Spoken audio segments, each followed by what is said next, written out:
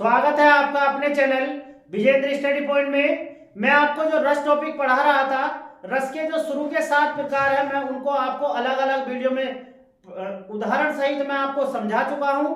इस वीडियो में मैं आपको जो बचे हुए हमारे 4 रस हैं, उन सभी चारों रसों को मैं बहुत ही कम समय में और उदाहरण सहित परिभाषा देकर मैं आपको पूरी स्पष्ट करके मैं आपको बताऊंगा। सभी स्टूडेंट्स इन रसों को समझने का प्रयास करेंगे। तो शुरू करते हैं। सबसे पहला रस है हमारा विभत्स रस। विभत्स रस का जो स्थायी भाव होता है बच्चों, वो होता है हमारा जुगुप्सा। जुगुप्सा का मतलब होता है घृणा करना किसी गंदी चीजों से, जिसको देखकर उल्टियां आने लगे या हम जिसको देखकर थूक दे, अर्थात घृणा, गंदी जो चीजें होती है उनसे जो घृणा का भाव उत्पन्न होता है उसे हम जुगुप्सा कहते हैं। देखते हैं इसकी परिभाषा। रुधिर, रुधिर का मतलब होता है खून या रक्त। मांस, आप जानते हैं सभी मांस। मज्जा, मज्जा माने होती है चर्बी। आदि घृणित वस्तु या व्यक्ति को देखने अथवा उससे संबंधित वर्णन सुनने अथवा स्मरण, स्मरण का मतलब होता है याद करने से उत्पन्न जुगुप्सा नामक स्थायी भाव से विभत्स रस उत्पन्न होता है। अब मान लो आप कहीं जा रहे हैं और आपने कहीं मृत पशु देख लिया और उसको बहुत से जानवर नोच रहे हैं, खा रहे हैं, तो आप वो दृश्य याद कर करके आपका जो मन है वो मिचलाने लगता है या आपको उल्टियां आने लगती हैं। तो ऐसी स्थिति में क्या होता है, हमारा विभत्स रस उत्पन्न होता है। जैसे उदाहरण से आप पूरी तरह अच्छी तरह समझ जाएंगे। देखते हैं, जैसे सिर पर बैठो कार, आखी दो खात निकारत, खींचत जीवहि स्यार, अतहि आनंद उर्धारत। इसमें एक मृत पशु पड़ा हुआ है और सिर पर बैठो काक, और उसके सिर पर कौन बैठा हुआ है? कौवा बैठा हुआ है। काक का मतलब होता है कौवा। और वो क्या कर रहा है? आंखें दो खात निकारत, और वह मृत पशु की दोनों आंखों को निकाल निकाल कर खा रहा है। दूसरी लाइन देखते हैं। खींचत जीवहि स्यार, अतहि आनंद उर्धारत। स्यार, स्यार माने जो होता है हमारा गीदड़, जो हमारा एक जानवर होता है गीदड़, वो क्या कर रहा है? खींचत जीवहि, यानी उस मृत पशु की जीभ को क्या कर रहा है? खींच रहा है। अतहि आनंद उर माने होता है हृदय, अर्थात उसकी जीभ और हृदय को बड़े आनंद के साथ वो खींचकर खा रहे हैं। तो यहाँ पर हमारा कौन सा रस हमारा उत्पन्न होगा? विभत्स रस उत्पन्न होगा, क्योंकि ऐसी स्थिति को देखकर किसी भी व्यक्ति को उस दृश्य के प्रति क्या हो जाएगी? घृणा उत्पन्न हो जाएगी। उनको उल्टियां भी आ सकती हैं, आप उसको देखकर थूक भी सकते हैं, आपका जी भी मिचला सकता है। और तो यहाँ पर ऐसी घृणित वस्तुएं जहां पर हो या व्यक्ति को देखने से जहां पर घृणा का भाव उत्पन्न होता है, वहां पर हमारा विभत्स रस होता है। अब हम देखते हैं दूसरा रस, जो है हमारा वात्सल्य रस।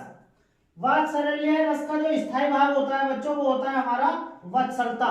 वत्सलता का मतलब होता है जो छोटे बच्चों के प्रति माता पिता, भाई बहन या किसी अन्य व्यक्ति का स्नेह यानी प्रेम जो प्रदर्शित होता है, उसे हम कहते हैं वत्सलता। इसकी जो परिभाषा है, पुत्र, बालक, शिष्य, अनुज, अनुज माने होता है छोटा भाई, आदि के प्रति जागृत स्नेह, स्नेह का मतलब होता है प्रेम नामक स्थायी भाव से वात्सल्य रस निष्पन्न होता है। अर्थात अपने पुत्र के प्रति माता पिता, भाई बहन, पुत्र लेकिन छोटे होने चाहिए, बचपन की अवस्था में बच्चे जो होते हैं उनके प्रति जो स्थायी भाव हमारा प्रेम जागृत होता है, स्नेह जागृत होता है, वहां पर हमारा वात्सल्य रस होता है। जैसे उदाहरण, मैं बचपन को बुला रही थी, बोल उठी बिटिया मेरी, नंदन वंशी फूल उठी, वह छोटी सी कुटिया मेरी। ये जो पंक्तियां है, राष्ट्रीय सांस्कृतिक धारा की जो प्रमुख कवयित्री है सुभद्रा कुमारी चौहान, उन्हीं के काव्य से ये पंक्तियां ली गई हैं। और वो क्या कह रही है? मैं बचपन को बुला रही थी, अर्थात मैं अपनी बचपन की यादों में खोई हुई थी। बोल उठी बिटिया मेरी, उसी समय जो मेरी नन्ही सी छोटी सी बिटिया है वह बोल उठी। उसके बाद क्या हुआ? नंदन वंशी फूल उठी, वह छोटी सी कुटिया मेरी। अब देखो यहाँ पर आया नंदनवन। नंदनवन का मतलब होता है जो स्वर्ग लोक में इंद्रदेव की जो वाटिका होती है, उसे हम क्या कहते हैं? नंदनवन कहते हैं। तो उस बिटिया के बोलने से क्या हुआ? उसकी जो कुटिया है अर्थात उसका जो घर है वो इंद्रदेव की वाटिका की तरह खिल उठी। तो यहाँ पर एक माता का अपने नन्ही बच्ची के प्रति, बिटिया के प्रति क्या प्रेम प्रदर्शित हुआ है, तो यहाँ पर हमारा वात्सल्य रस होगा।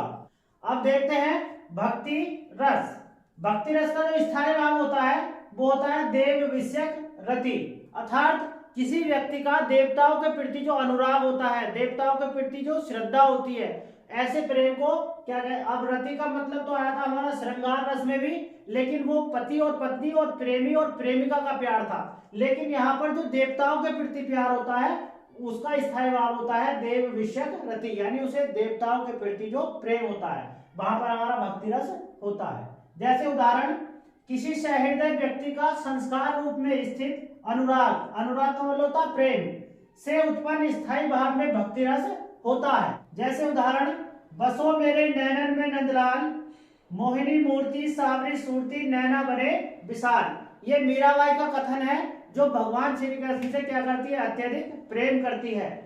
तो वो क्या कह रही हैं कि बसो मेरे नैनन में नंदलाल, अर्थात नंद के जो पुत्र हैं श्री कृष्ण, आप मेरी आंखों में आकर बस जाओ। मोहिनी मूर्ति, उनकी जो मुख है वो कैसा है, मन को मोह लेने वाला है।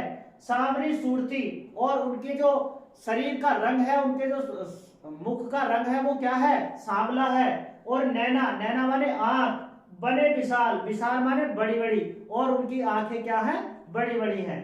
तो यहाँ पर मीराबाई का अपने आराध्य ईश्वर श्री कृष्ण के प्रति क्या हुआ है, प्रेम उत्पन्न हुआ है। तो यहाँ पर हमारा भक्ति रस होगा। अब हम देखते हैं रस का अंतिम प्रकार शांत रस। शांत रस का जो स्थायी भाव होता है बच्चों वो होता है निर्वेद। इसकी परिभाषा देखते हैं हम, जहां न दुख है, न सुख है, न द्वेष, न राग और न कोई इच्छा है, ऐसी मन स्थिति, यानी ऐसी मन की ऐसी हालत को से उत्पन्न रस को मुनियों ने क्या कहा है, शांत रस कहा है।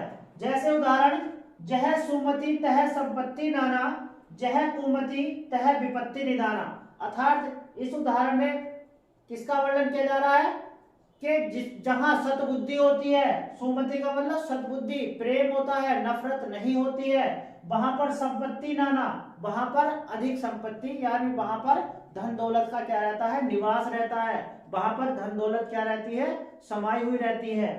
और जहां कुमति तह विपत्ति निदाना, और जहां पर द्वेष नफरत होती है वहां पर किसका, विपत्ति निदान, अर्थात विपत्तियों अर्थात मुसीबतों का क्या रहता है, वह भंडार रहता है। तो इसमें हमारा कौन सा रस होगा, शांत रस उत्पन्न होगा। शांत रस वहां होता है बच्चों मुख्य जहां पर किसी व्यक्ति का सांसारिक जो मोह माया है उसके प्रति वैराग्य धारण कर ले और उसे दुनियादारी से कोई मतलब ना रहे, तो वहां पर हमारा शांत रस होता है। तो अब हमने जो हमारे 11 के 11 रस है वो आज हमारे इस वीडियो में आज हमारे समाप्त हो गए हैं। अब हम हिंदी विषय के किसी दूसरे टॉपिक को मैं आपको बताऊंगा। यदि आपने अभी तक इस चैनल को सब्सक्राइब नहीं किया है तो चैनल को सब्सक्राइब अवश्य करें और बेल आइकन जरूर दबाएं जिससे मेरी प्रत्येक वीडियो को आप देख सकें। और यदि आपको वीडियो अच्छी लगी है तो वीडियो को ज़्यादा से ज़्यादा लाइक करें और सभी के साथ शेयर करें। मिलते हैं नेक्स्ट वीडियो में। वीडियो देखने के लिए धन्यवाद।